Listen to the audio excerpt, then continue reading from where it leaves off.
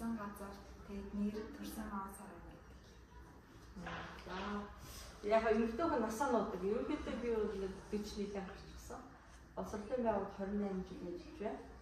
За Сэлэнг аймагт төрсэн.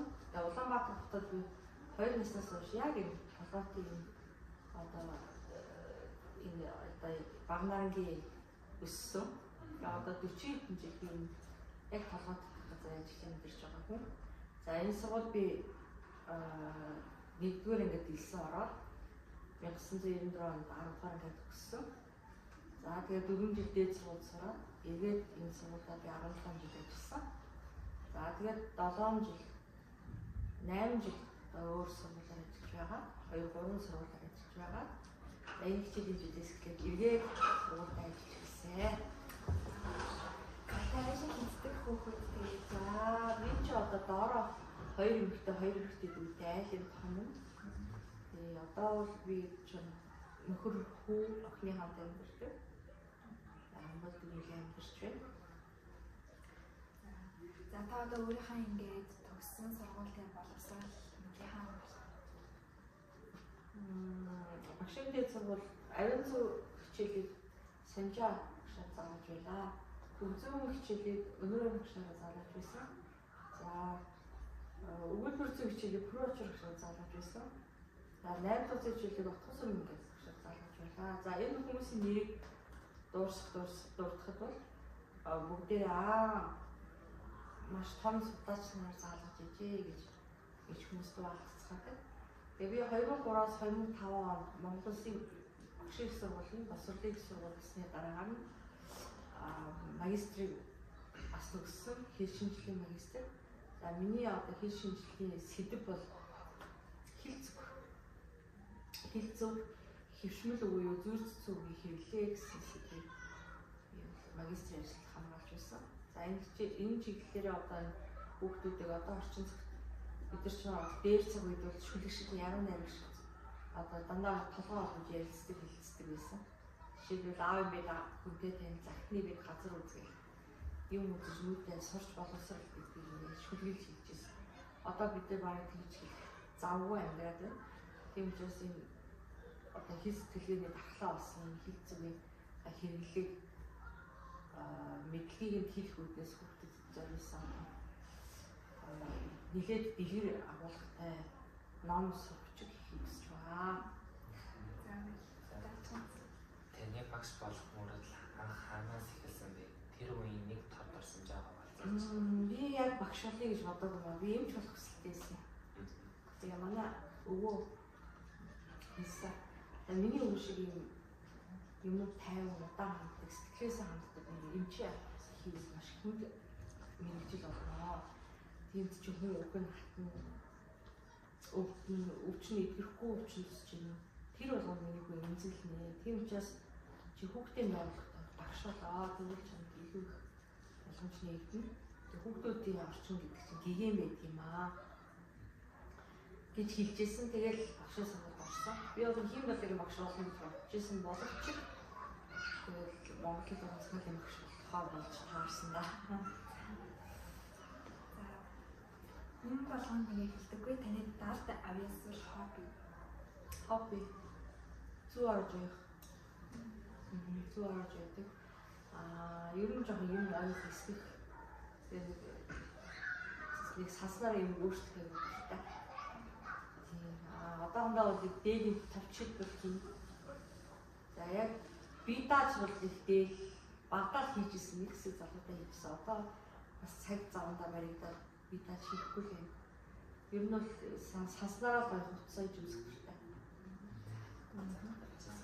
Багшлах үед юунаас хамгийн урам авдаг? Хүүхдүүдийн нэг хичээлээ ойлгол хийж байгаа тийм хүүхдүүдийн харилцаа. Ер нь баг тэр домтсон хүн гэж хэлж байгаа. Тэгээд ер нь л яг дарга зэрэг хийхээс илүү хүүхдүүдтэй ажиллаад тэгээд бүгдээр нэг үтгэж сурах гэдэг. Гэтэ яг хүүхдүүд дотор ганц 2 3 хүүхэд хоцрогдох гээд байдаг. Тэр хүүхдүүд тусгай хэрэгцээний хүүхдүүд байдаг. Бус хүүхдүүд бол тэгэл ойлгодог, хийдэг. Тэр нь бол ууршдаг. За таны гарч исэн амжилтыг бас нэрлэвэл хамгийн их багш болгоомудаа ур чадрыг хичээл зааж ирсэн. Тэгээд 3 жил дараалан заасан. Дараа найзаагаа бэлдэж оруулсан. Тэгээд нөгөө хав залуу багш нар бэлдэж оруулсан байдгийг. За тэгээд хамгийн анхны багш болдож ирлээ улсын олимпиад үзүүлжсэн. Тэгээд тэр цагаас хойш болоод хүүхдүүдийг одоо олимпиад уралдаан хийсэн маш их бэлддэг болсон. Тэгээд эхний хүүхдүүд маань ер нь ингээд улс нийслэл дүүргийн олимпиад яг нэг дараа ингээд бөөнөр явждаг. 5 6 7 8 гэх тийм 4 5 6 7 8. Тэгээд тэр жил би амжилттай байх юм бол миний хүүхдүүд амжилт гаргах би адилхан яг тэр дайны амжилт гаргадаг. Жишээлбэл 2 дугаар ангид ороход тухайн хүүхэд нийслэл 2 дугаар ангид орж байгаа би одоо 2 дугаар ангид орох жишээ нь тийм. Тэгэхээр багш яаж бэлдэж байгаагаас тэр хүүхдийн амжилт шалтгаалдаг юм байна би боддог. Тэгээд хамгийн бас дурсгалтай юм болохоор 2006 7 8 онд гэдэг нь анх 2006 онд нөгөө эсгийн хөвчлөл Монгол хэлээр өгдөг гэсэн байхгүй. Хүүхдүүд өгдөг гэсэн математик. Тэр үед миний одоо хичээл заажсан 4 ангийн хүүхдийн дунд чинь улсын нөхцөл хоёр төрчихсөн. Тэрэнд аяг уурсан. Ер нь гихэмшлийн зүйлүүд надад цааш багшлах маш их болсон. Таах ингээд өөрөө ингээд бах амар багцсан нэг юм шиг болсон юм.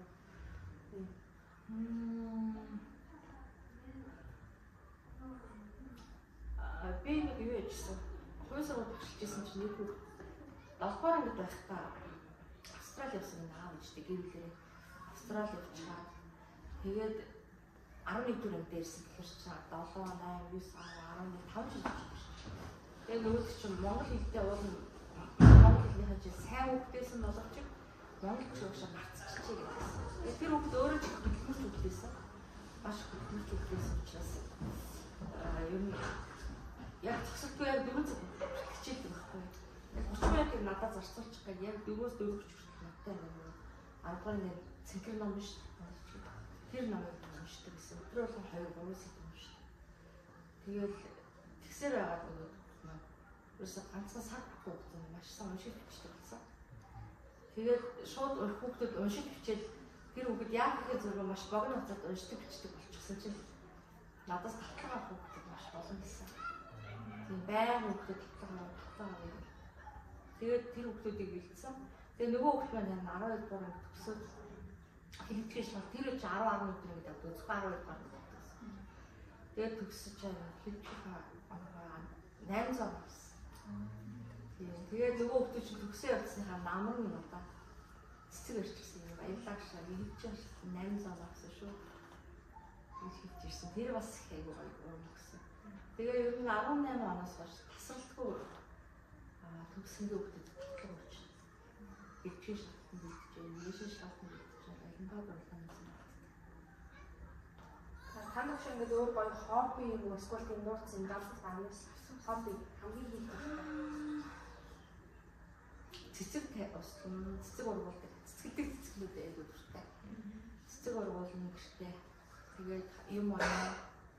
Тэгээд янз бүрийн нөгөө сэтгэл зүйн тест ажиллах бас дуртай. Тэгээд сэтгэл зүйн тест ажиллана. Сэтгэл зүйчтэй холбоотой сэтгэл зүйн тийм хүүхдийн зам аялшин төлөв хүмүүжлэлтэй холбоотой подкастууд их сонсдог.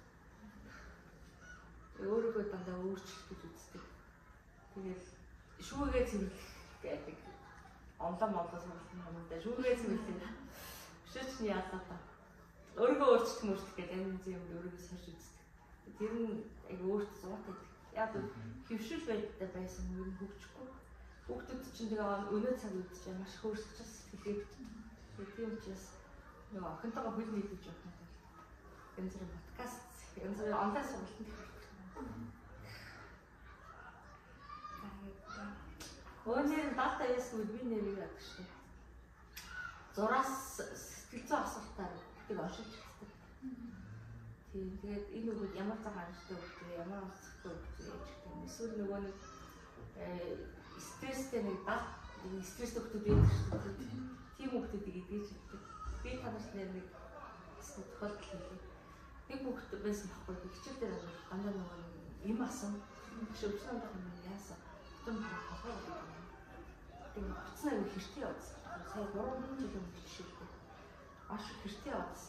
Тэгээд би тэгсэн байна. За чиний би зураг үзээ уншилсан тэр хүүхдийг. За чи ээжээс ч нууцсан нууц гэдэг юм байна. Чамайг тэр чи аяга олон жил шалгаа яваад байна. За чи надад яг үнэ хэлчих гэдгсэн. Бүгдийг хэлсэн.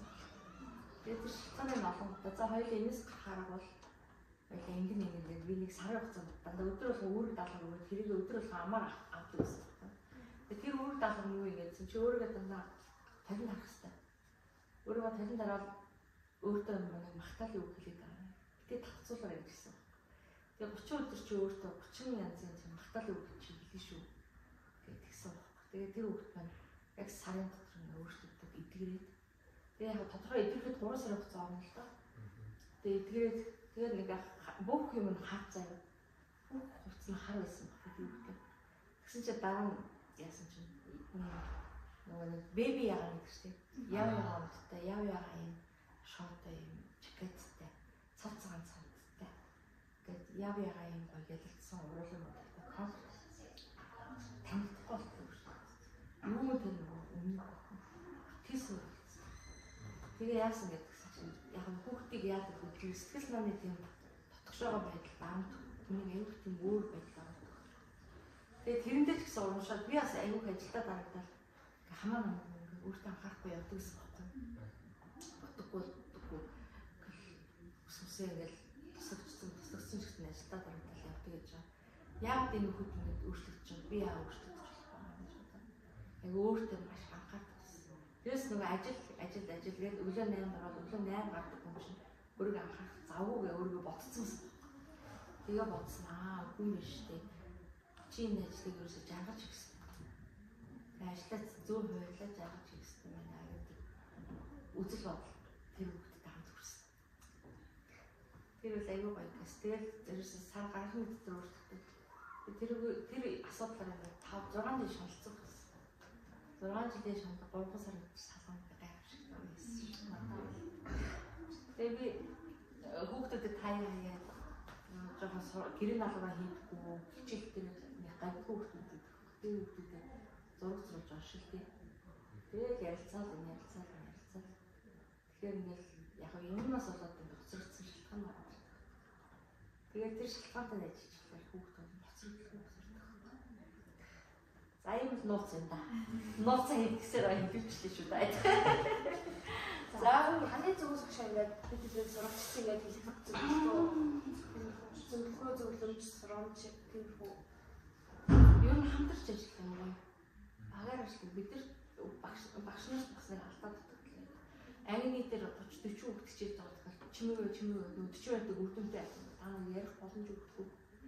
Тэгчээд гэвч бич гоё 180 хүүхдийн бич те 350 хүүхдийн бич эсвэл ихтгэл тавьдаг хүүхд итгэдэг байдаг. Тэр хүүхдүүдийг бүр нэгдүгээр ангиас насалаад яриулах хичээлээс авах хэрэгтэй. Би бас удаагийн хүүхдүүдэд аль болох бас хэсгээр ажиллуулаад яриулах юм бол чиглүүлж ярьж чадсан хүүхд сэтгэж байгаа хүүхд ярьж шээ. Тэ ярьж чадчихгүй бичиж шээ. Тэрс ярьж чадахгүй хүүхд тэр юу талаа бодохгүй сэтгэхгүй гэсэн. Тэгээд маш их ярилцах хэрэгтэй. Тэгээ нэг нөгөө яриад өөрийгөө дотоод сэтгэлээ нэг задчихсан. Маш хурдан задчихдаг, маш хурдан хөвчдөг, өөрийгөө дайчлах. Тэгээд дайчлах талтай хүмүүс тутам үед. Тэгээд тааны 100% буруу биш. Ер нь л энэ чи буруутай гэж чичилсэн юм юу? Нэг л буруу чам руу зааж хахад 4 өмнө над руу зааж. Тэгэхээр зөвхөн буруутай гэдэг зүйл чамд нэг байвал багш. Тэгээд сургалтын тогтолцоонд 80% буруу нэ. Би тийш боддог. Заавар юу? За гэж ингээд бидний ингээд гуйлын зөвшөөрөө цаг цаа зарцуулсан юм шиг байна. Одоогийн ингээд танд байгаа том зорилго байна. Би одоо энэ 6 дугаар анги хүүхдүүд гэсэн гайхалтай гоё. Хоцрогдлоо сайхан монголч өөрчлөлт бичдэг болгож гисэн юм бодож байгаа. За 10 дугаар анги хүүхдүүд болохоор нэг нөгөө ингээл гоё хин чамаа ингээл гоё зохиол уншаад өрсөн зохиол бусдад ярьж өгөх гайхалтай бол гэсэн юм боддог. Бас битүүхэндээ бол бас олимпиад байхаар амжилт гаргах гэсэн гэж боддог. Гэхдээ бидэрт хугацаа маш бага болчиход байна. Нөгөөс та хоошин тавьж байгаа жоохон хойш болчихсон. Ер нь бол хүүхдийг нэг 2-3 сар гэх хэмнэлтэй олимпиад ч гэсэн биш олимпиад ч гэсэн амжилт гаргахад ер нь 4 жил тасардгүй цэглэлтэн тий. Дараагийн олимпиад ингээд тасарч тасралтаа 2-3 айлын өнгөрсөн тасал сургалт хийж иж амжилтанд хүрдэг. Манай энэ жудаа бүхэн цогтоод ч юм бас би 6 дугаар ангиас хичээл орсон хөтөлбөр. Тэгээд 7 дугаар ангид нь ороод 2 жил ингээд зүгээр сэгцэж явж байгаа. Боломжтой уртаа нүцэд ороод ирсэн шууд 8 дугаар ангид нь тэр үед 7 алгасаад 8 гээ 9 дугаар төгсдөгсөн. 9 дугаар ангид баг суугаад бэлтгэл сургалт хийсэн. Тэгээд явж 8 жилийн дараа амжилт гарч ирсэн. 8 жил олимпиас медаль авч байгаа. Ингээд тасралтгүй бүр ингээд найр хоод бүх юм зохицуул. Яг тэр шиг бүгдийг хөгжүүлэх хэрэгтэй. Тасралтгүй хөгжүүлэх. Тэр нь бүр амар цаг зав зарчих юм байна. Тэгээ урд нь ингээд би чинь нэг янз бүрийн ажил юм түүртдэг гэсэн. Одоо түүртэхгүй. Хүүхдтэй холбоотой ажил ерөөсөө түүртдэг байсан. Олон жилийн туршлага болохоор тэгдэг байхаа гэж боддог. Тэгээ нэмж багшуул айгүй дуурайлтай, үлгэр дуурайлтай багш шүү дээ. Яг намайг залуу багш байхдаа багш яг миний классан дээрээсэн. Бүх уралдаан нэгцэнд ордог. Бүх юм хийж чаддаг багш байсан. Би бас нэмж багштай хамтарч ажиллаж байгаа юм дуртай. Сайн байна да. За дараа тэгээд зурж